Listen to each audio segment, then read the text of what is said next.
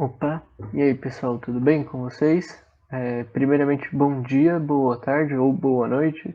Não sei quando vocês estão vendo essa aula aqui, mas só para vocês lembrarem, né? A gente está aqui estudando geometria analítica.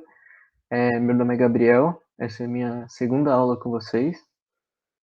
Esse é meu e-mail e o meu celular, caso vocês precisem entrar em contato comigo para tirar alguma dúvida que tenha ficado da última aula ou que acabe surgindo nessa aula mesmo. E estão aqui também os dados da Bianca, caso vocês queiram entrar em contato com ela. E eu só queria lembrar com vocês, né, qual é o intuito desse nosso projeto. O Quilojoule, ele basicamente tem a função de facilitar a transição de vocês do ensino médio para o ensino superior, né? Que a gente sabe que pode ser meio assustador, um pouco confuso esse comecinho. Então, com isso em mente, né, e sabendo que o nosso tópico de hoje é determinantes, o que a gente basicamente vai tentar fazer aqui é passar para vocês 4 métodos para obter determinante de maneiras diferentes, né? Se vocês tiverem 4 métodos, isso já facilita bastante a vida de vocês. Às vezes você está mais acostumado com um, não lembra de outro, então isso é bem importante. E também eu vou passar no final algumas propriedades relacionadas a isso e algumas formulinhas que é importante de gravar. Como eu disse na última aula, a gente de exatas acaba sabendo como faz as coisas, mas não lembra a definição, né? Então, caso vocês não lembram ou não saibam a definição de determinante, ele é basicamente uma função que relaciona uma matriz quadrada com um número qualquer. E esse número qualquer é aquele que a gente chega no final, né? Que a gente diz, ó, esse é o determinante. Beleza? Então, dando continuidade, tá aqui o primeiro método, né? Que é a regra de Sarros. Essa regra de Sarros, a primeira coisa que a gente precisa verificar é se a matriz que a gente vai trabalhar é uma matriz 3 por 3. Então aqui, por exemplo, ó, nós temos uma matriz 3 por 3, beleza? Condição verificada. Depois que vocês verificarem isso, o segundo passo é copiar as duas primeiras colunas ao lado da terceira, né? Ao lado direito da terceira, beleza? Então a gente vai ficar aqui basicamente com 5 colunas, uma do lado da outra. E o terceiro passo é a gente traçar essas setas aqui, nas quais a gente pega 3 elementos, né, por vez, e a gente multiplica eles. Então nessa primeira seta, eu vou fazer o elemento A11 multiplicado pelo 22, multiplicado pelo 33. E aí eu vou chegar no resultado. Mesma coisa para as outras setas aqui. Vou fazendo as multiplicações, pegando os elementos de 3 em 3. Só que como vocês podem ver aqui, as setas para a direita, né, as setas azuis, elas estão com um sinal positivo. Isso quer dizer o quê? A gente mantém o sinal da multiplicação que a gente obteve. Já as setas para a direita, para a esquerda, perdão, a gente está vendo aqui que elas estão em vermelho, né? E tem um sinal de menos aqui. O que isso significa? Que nós vamos inverter o sinal da multiplicação obtida para todos esses termos aqui, para todas essas setas, beleza? Então, para a gente não ficar só na teoria, que talvez tenha ficado um pouco confuso, eu trouxe aqui alguns exemplos, tá? Essa primeira matriz aqui, caso vocês não estejam enxergando direito o que está escrito aqui nela, eu vou só falar rapidinho quais são os elementos, né? Para vocês poderem copiar aí e terem registrado. Essa é uma matriz com os elementos 0, 1, 2, 3, 2, 1, menos 1, 3 e menos 2. Beleza? Aí, eu já vi que ela é uma matriz 3 por 3. E aí, o que eu fiz logo em seguida é aquilo que eu falei, né? Eu copio as duas primeiras colunas ao lado direito da terceira. E aí, o terceiro passo é justamente a gente ir traçando essas setas, fazendo as multiplicações. Então, vamos do começo. 0 vezes 2 vezes menos 2, 0. 3 vezes 3 vezes 2, 18. Tá aqui, ó, mantenha o sinal. Menos 1 vezes 1 vezes 1. menos 1. Vou manter o sinal também. Beleza? Aí aqui, vamos lá, voltando agora. A gente tem o 3 vezes 1 vezes menos 2. Isso daqui seria menos 6, concorda? Só que lembra que a seta vermelha, né, a seta para a esquerda, a gente vai inverter o sinal. Então isso aqui fica mais 6. Bom, nessa multiplicação aqui a gente tem o zero, então vai ficar zero de qualquer jeito. E nessa última a gente tem menos 1 vezes 2 vezes 2. Isso daqui daria menos 4. Mas como eu disse, a gente inverte o sinal e aí fica mais 4. Beleza? No final a gente fica com 6 parcelas aqui dessa soma. Beleza? Se vocês somarem tudo isso daqui, dá 27. Beleza? Confiem em mim que deu 27. Se vocês não confiarem, podem resolver aí. Se eu errei, vocês me dão um toque. Beleza? Aí vocês devem estar falando, pô, Gabriel, tá escrito aí regra do Batman. O que é isso? Nunca vi na minha vida, ninguém nunca me contou disso. Então, o Brasil é muito grande, né? A gente tem vários professores e algum deles tem alguns métodos próprios. Então eu resolvi trazer aqui um que eu aprendi, que eu gosto bastante, que eu resolvo por ele, que é chamado de regra do Batman, né? O pessoal na minha escola chamava. Bom, ele é bem parecido com Sarros, só que a gente vai traçando diferente. Tá aqui uma matriz 3x3, percebam que eu não copiei as duas colunas aqui do lado, eu só vou fazendo isso daqui, ó, vou fazendo as asas do morcego. Então eu fiz uma aqui, beleza? Pegando os elementos A11, A22 e A33. Aí depois, como eu não copiei do lado, eu vou ter que fazer essa curvinha, entendeu? Então eu pego 2 aqui e 1 aqui. Na terceira, para a direita, eu pego 1 aqui e 2 subindo, entendeu? Mesma coisa para a esquerda. Faço aquela primeira, pegando os 3 elementos. E aí eu pego 2 aqui, faço a curva, pego um outro subindo. Aí eu venho aqui, pego 1 e pego 2 subindo. E aí no final eu vou basicamente ficar com os mesmos termos para somar. Podem ver aqui, ó, 0 vezes 2 vezes menos 2 deu 0.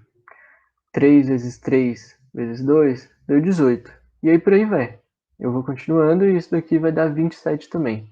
O intuito e o esperado é que dê sempre igual, entendeu? Então tá aí. Essa é a regra de Sarlos ou a regra do Batman. Agora nós temos o teorema de Laplace.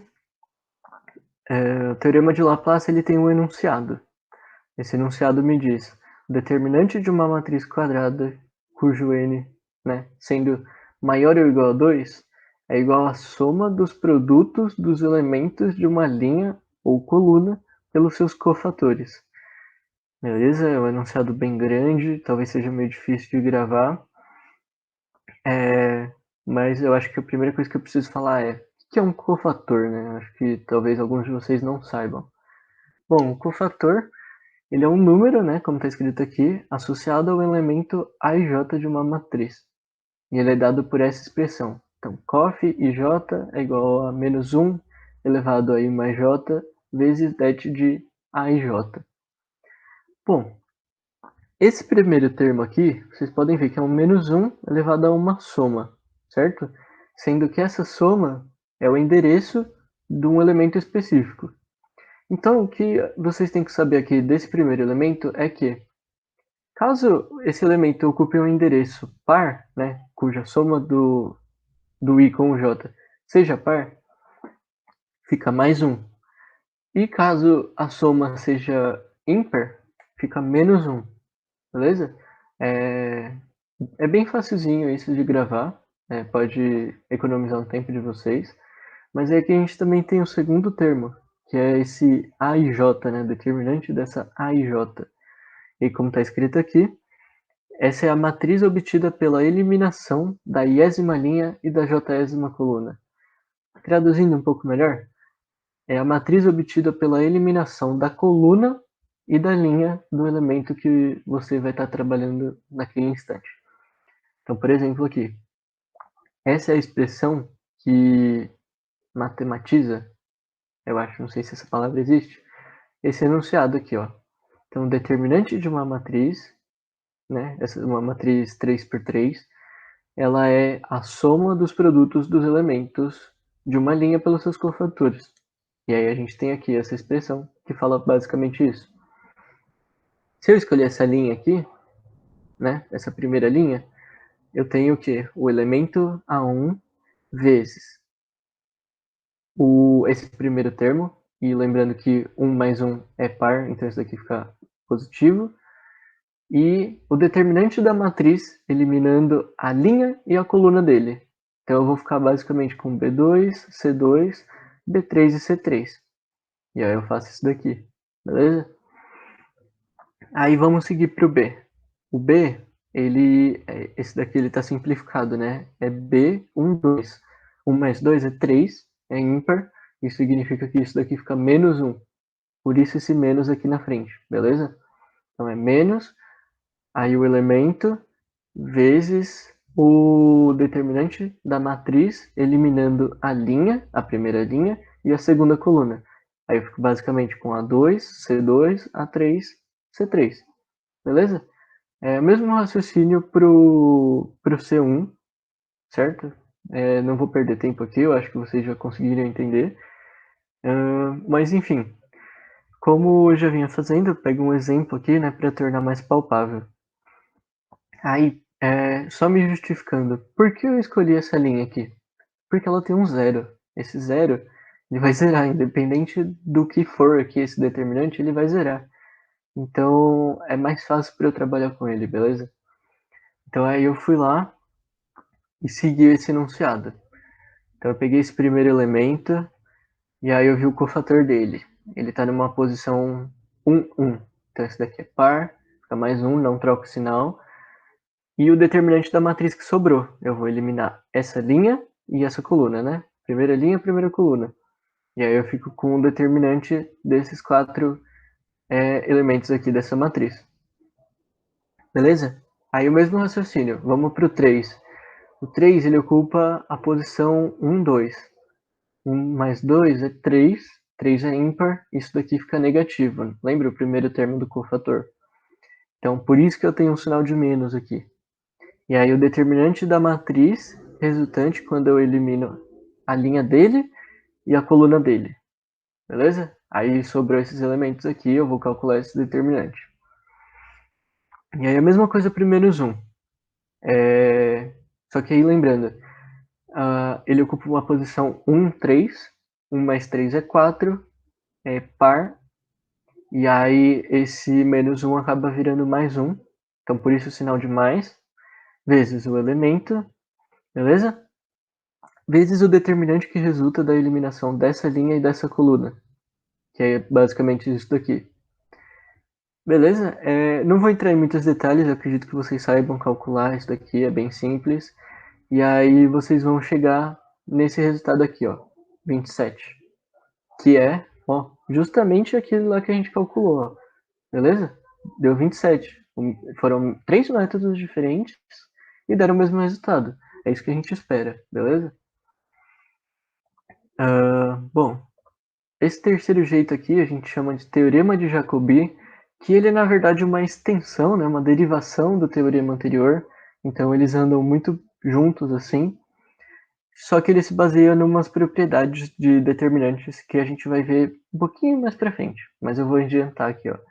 O determinante ele não se altera quando a gente adiciona uma fila paralela a outra, mesmo que multiplicada por algum outro número. O que isso significa?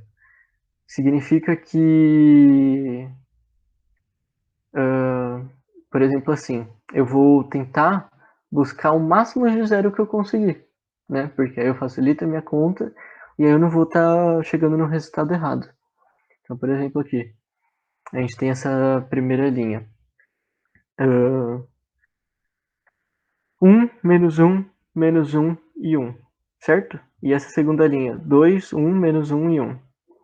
Para eu zerar, eu vou sempre focar aqui, ó, no primeiro elemento. Para eu zerar esse 2, eu preciso multiplicar essa linha inteira por menos 2 e somar com a de baixo. Então, 1 vezes menos 2 mais 2, 0.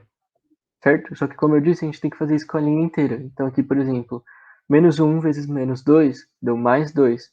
mais 1 que está aqui, deu 3, beleza? Então uma coisa bem importante é você não esquecer de trabalhar com o resto da linha, beleza? Não é só o primeiro elemento que importa, mas ele é o que a gente se baseia. Aí beleza, vamos seguindo aqui. A terceira linha, isso daqui é menos 1. Como que eu zero um menos 1? É basicamente eu somar mais 1, né? Então, se aqui eu já tenho 1, só multiplico essa linha por 1, e aí eu somo com a de baixo. 1 vezes 1 deu 1, mais menos 1, 0, fechou. Opa, fechou, bonitinho. E aí eu vou fazer isso também com os próximos elementos dessa linha, e aí a gente tem a linha de baixo, ó. Tá vendo aqui o primeiro elemento é 1. Como que eu zero isso? Venho nesse 1, multiplico por menos 1, somo aqui, zerou. Bonito. Só que lembra, né? Tem que trabalhar com o resto da linha. Então esse menos 1 aqui, só para não passar em branco, multiplicado por menos 1 fica mais 1 aqui, deu 2, que é justamente esse 2 que está aqui. Fechou? Como vocês podem ver aqui, ó, a gente ficou com uma coluna que tem um elemento igual a 1 e todos os outros são nulos. Isso significa o quê? Quando eu voltar aqui, ó, nessa expressão, vai ter um monte de zero, e isso vai facilitar muito a minha vida e vai economizar um bom tempo, e é justamente isso que a gente procura, né, numa prova, por exemplo. Beleza? Acredito que a gente tenha visto aqui o teorema de Jacobi tudo certinho, então vamos passar aqui para o próximo. O próximo a gente chama de regra de Kyo. Essa regra de Kyo, eu acredito que muitos de vocês não vão conhecer, até porque o professor que me deu já no meu ano não conhecia, e muitos colegas também não conheciam. Então eu resolvi trazer aqui porque ele ajuda bastante. E ele fala basicamente um passo a passo. Ó. O primeiro passo é você suprimir a primeira linha e a primeira coluna de uma matriz. Por isso que está aqui, ó, esse tracejado aqui, ó, suprimir elas, beleza? Dos elementos que restaram na matriz, subtraia o produto dos dois elementos suprimidos, um da linha e outro da coluna, correspondente a este elemento restante. Tá, isso daqui eu acredito que ficou um pouco confuso, e é normal que tenha ficado confuso, eu vou explicar um pouquinho melhor mais pra frente. Mas, o mais importante do QO é o quê? O mais importante do QO é essa condição. O elemento A11, ou seja, o primeiro elemento da matriz, precisa necessariamente ser igual a 1. Então, se não for, esquece, não dá para usar aqui, ó. Beleza? Mentira. Não é que não dá, mas aí para fazer isso a gente vai ter que fazer umas manipulações, certo? A gente vai ter que trocar linha de lugar, a gente vai ter que fazer umas experiências assim com a matriz, beleza? Mas então aqui, ó, por exemplo, vamos ver essa matriz que eu chamei de A. Determinante, ó, essa matriz, ela tem o primeiro elemento igual a 1, beleza? Bonitinho. Posso dar continuidade. Suprimo essas primeira linha e primeira coluna, beleza? E aí eu sigo adiante.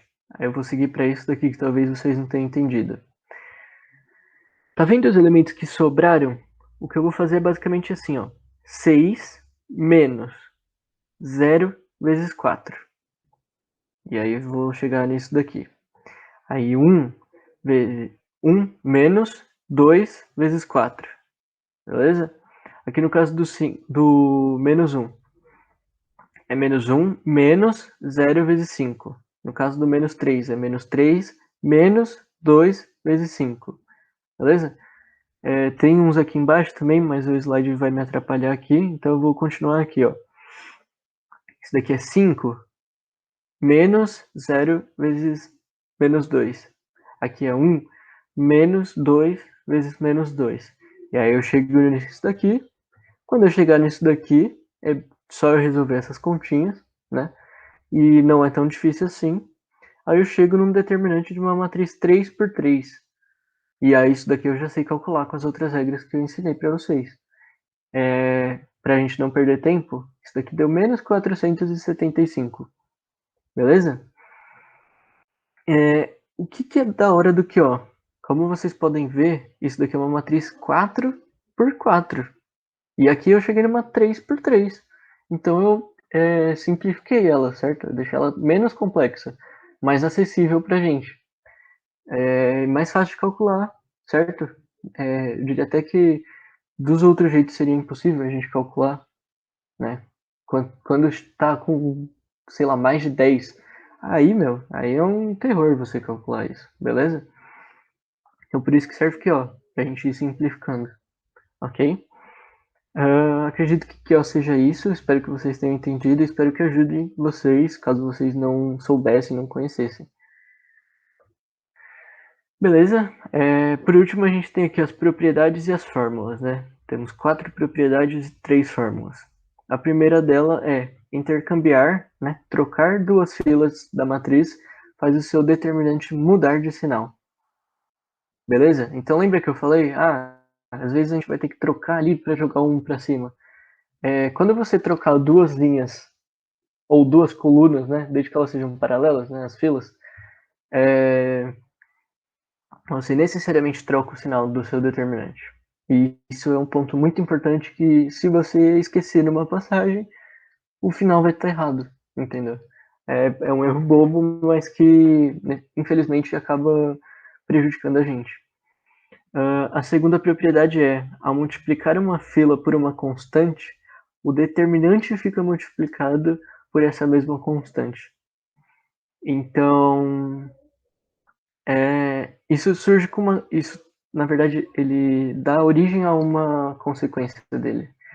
Se a gente vê que a matriz inteira ela tem um fator em comum, né? Ou seja, a matriz inteira é multiplicada por uma constante k, se a gente colocar esse. Quer dizer, se a gente multiplicar essa matriz inteira por k, a gente vai multiplicar o determinante por k elevado a n, onde n é a ordem dessa matriz quadrada. Beleza? E isso daqui é importante quando a gente está tentando simplificar o nosso determinante. Então, se a gente viu que tem uma linha inteira que é múltipla de 2, a gente põe esse 2 em evidência, beleza? Porque esse 2 está multiplicando a linha, então ele está multiplicando o determinante também. Aí eu ponho ele em evidência e continuo o cálculo do determinante, certo? Facilita a nossa vida. Vai dar números menos absurdos. Terceira propriedade é, ao multiplicar uma fila por uma constante e somar o resultado a outra fila, o determinante não se altera. Bom, isso daqui talvez seja um pouco difícil de vocês entenderem, mas é o escalonamento. Eu acredito que a Bianca vai conversar um pouco mais com vocês sobre isso, mas quando você escalona uma matriz, o determinante dela não se altera. Aí vocês podem ficar tranquilos. E a quarta propriedade é, o determinante é nulo, entre outros casos, se a gente tem uma fila onde todos os elementos são iguais a zero, né? Porque aí quando você for fazendo a multiplicação 3 a 3 dos elementos, sempre vai ter um zero, e aí já era. Tudo vai ser nulo, 0 mais 0 é 0, beleza? E a segunda, né, situação é, se uma fila é igual ou proporcional a outra, o determinante também será nulo. E aí por que isso? Justamente por causa do escalonamento que eu falei anteriormente. Se a gente multiplicar uma fila por uma constante e somar o resultado da outra fila, que seja proporcional a ela, vai zerar, entendeu? Aí isso já é uma boa dica que, se vocês perceberem isso, já esquece, já pode falar que é zero, não tem choro, beleza? Só deixa isso explícito pro professor, né? Não dá uma de louco também e coloca zero sem explicar. É sempre importante a gente explicitar o que a gente está fazendo, explicitar o nosso raciocínio, beleza? E aqui para finalizar, as 3 formulinhas que eu falei, que é, ao transpormos uma matriz, o determinante fica inalterado. Isso quer dizer que o determinante da transposta é igual ao determinante da original. Isso daqui é um outro símbolo para determinante, caso vocês não conheçam. Beleza? Então, transpôs, fica tranquilo, não muda o sinal. Agora, no caso da inversa, tá aqui essa fórmula. O determinante da inversa é o inverso do determinante da original. Vocês não precisam gravar isso que eu falei, só precisam gravar essa fórmula, beleza? E essa fórmula ela tem uma consequência. Qual é essa consequência? A matriz original ela só é invertível se o seu determinante não for nulo. Por quê? Se isso daqui for zero, fica 1 sobre zero, e aí a matemática não gosta muito quando o zero fica no denominador. É impossível, a gente não trabalha e esquece.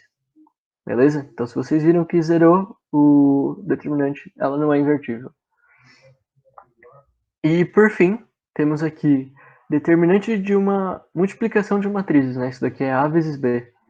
Então, o determinante dessa matriz resultante da multiplicação é justamente a multiplicação dos determinantes das matrizes originais. De novo, eu estou falando de um jeito complicado, mas a fórmula é bem simples. Det de AB é igual a det de A vezes det de B. E a consequência disso é o quê? Quando eu tenho uma matriz elevada, né, algum número, eu estou fazendo ela vezes ela mesma. Então, por exemplo, aqui o det de A ao quadrado vai ser det de A ao quadrado. Parece que eu falei a mesma coisa, mas eu acho que vocês entenderam aqui, né, pelo jeito que eu escrevi. Mesma coisa se fosse ao cubo, a quarta potência e por aí vai.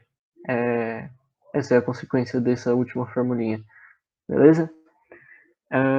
Acredito que a gente tenha finalizado, pessoal. Então, de praxe, né, tá aqui os exercícios recomendados. Resolvam os exercícios referente à lista 2, que a gente vai disponibilizar. Lembrando que essa lista tem exercícios retirados do livro do Reginaldo.